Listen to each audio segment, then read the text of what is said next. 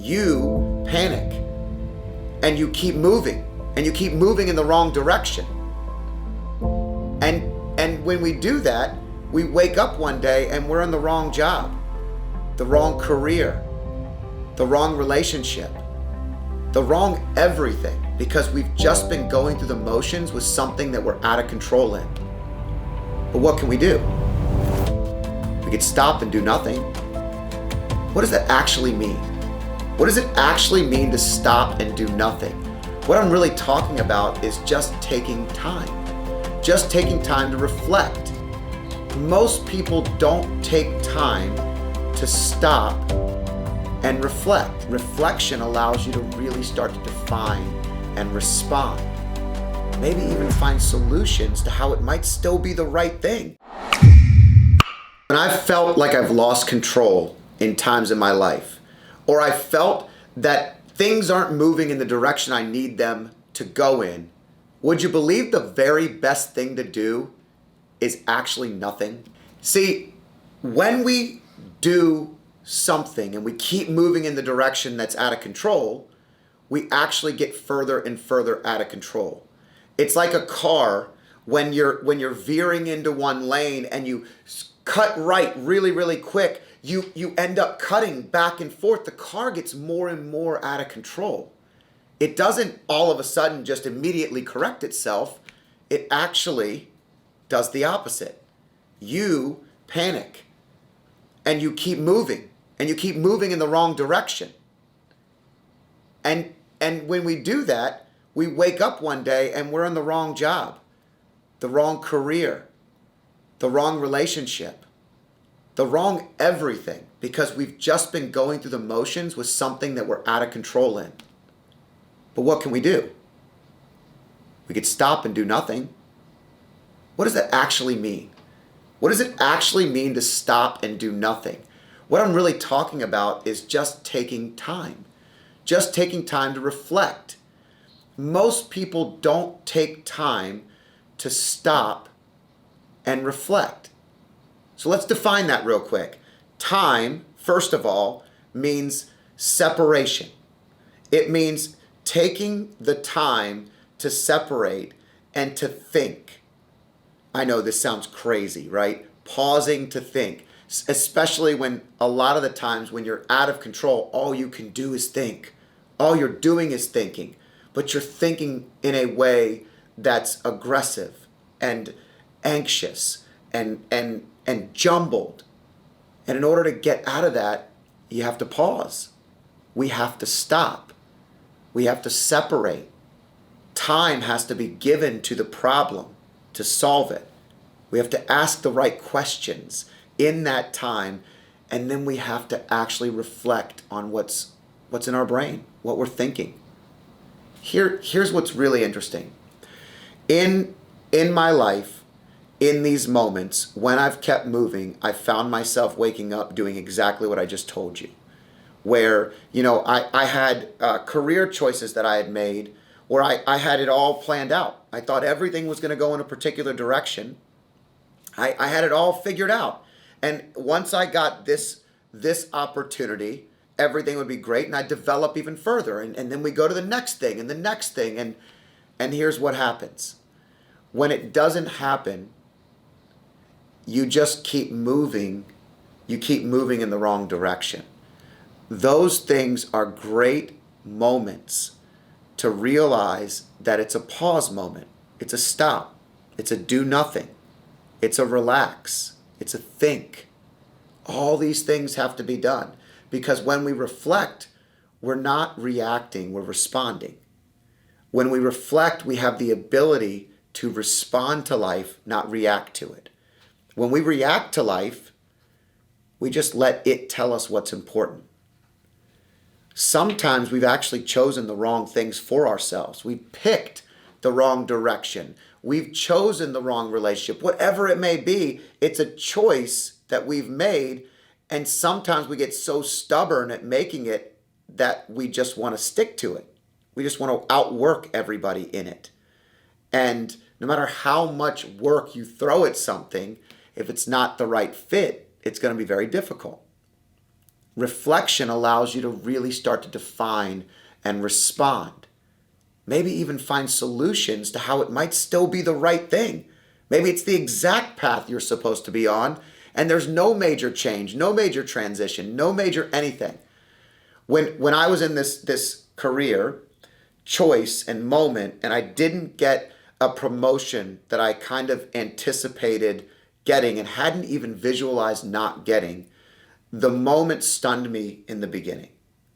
It really made me think maybe all the things that I've been thinking are wrong.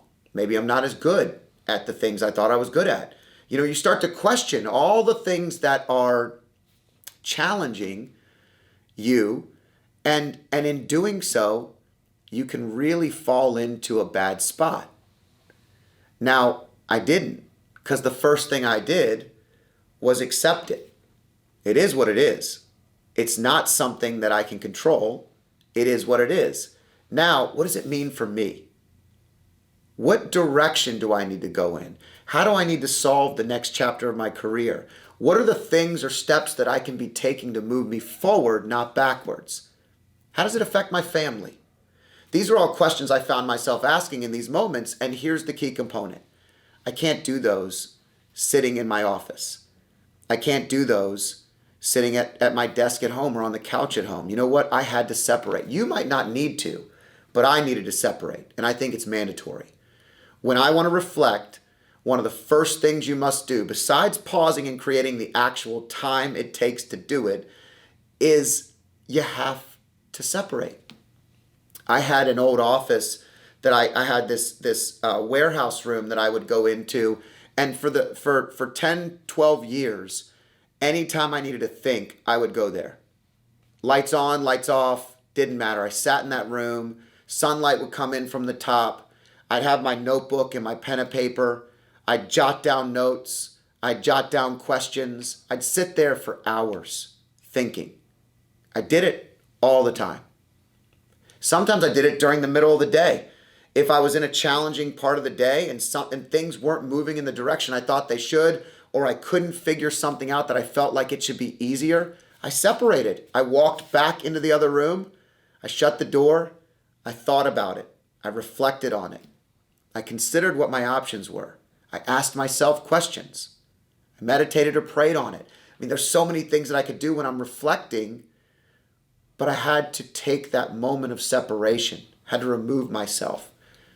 I also find that when I really want to separate, I have great success without distractions. When I wrote the book, I had gotten down to the final edit, and it was taking me months and months to approve it. All I had to do was get through each of the chapters that had been written, that I had put down on paper and worked on for 2 years, and finalize the last edits. But I couldn't do it.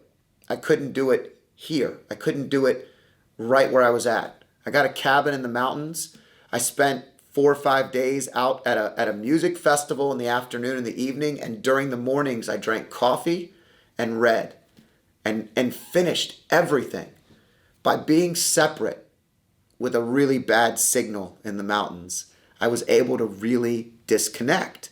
And that disconnection allowed for me to reflect and respond to what needed to be done. And then it got done. I left and it was complete. That's the kind of thing and the result that you can have when you take the time to reflect. Reflection can mean different things in different moments. Some moments are simple pauses to reflect. Some moments are actual long pauses to reflect. And some moments are actual breaks to reflect. Let me define what that means. Number one, today, things seem so overwhelming, and people get so overwhelmed at the little tiniest things that if we just reflected for a moment, paused, really thought about what was happening, and then continued to act, we would find that it's probably just a moment we had to work through. But by taking time to reflect, even in that moment, it's a response versus a reaction again. It's conditioning your brain to respond versus react. And when you do that in a moment, it's a quick pause. It does not mean that because something didn't go right at work today, you quit. You don't go hard break. You don't quit. You figure it out in the moment. And if maybe now you need to go into what's more of a longer pause. Pause is just a moment. A longer pause is a little bit of time to reflect.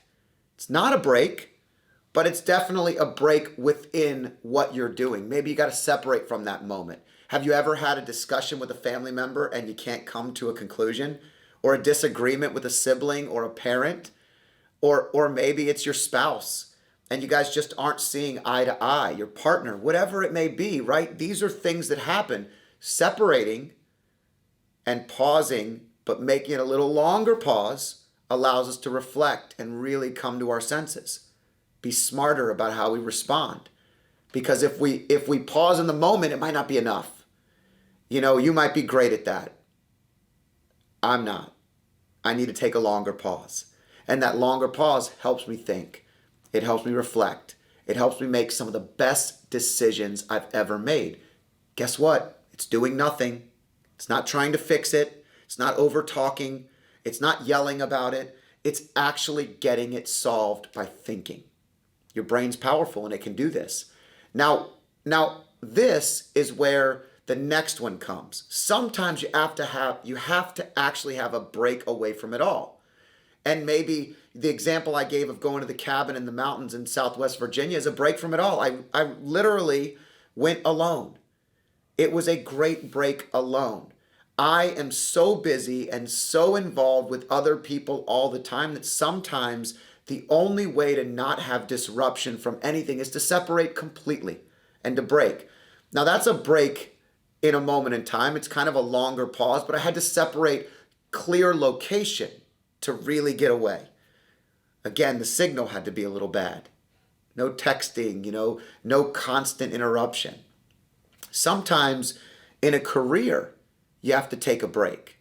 Maybe you're in the wrong spot and what you're doing isn't perfect. Maybe you just got a severance package and you're trying to find something immediately in the same field, but a long pause might actually allow you, a break, if you will, might allow you to decide and reflect on what's best for you. Where do you need to be? Reflection is one of the most powerful tools. See, when I reflect, I do other things too. I don't just stop, pause, and think that I have it all figured out.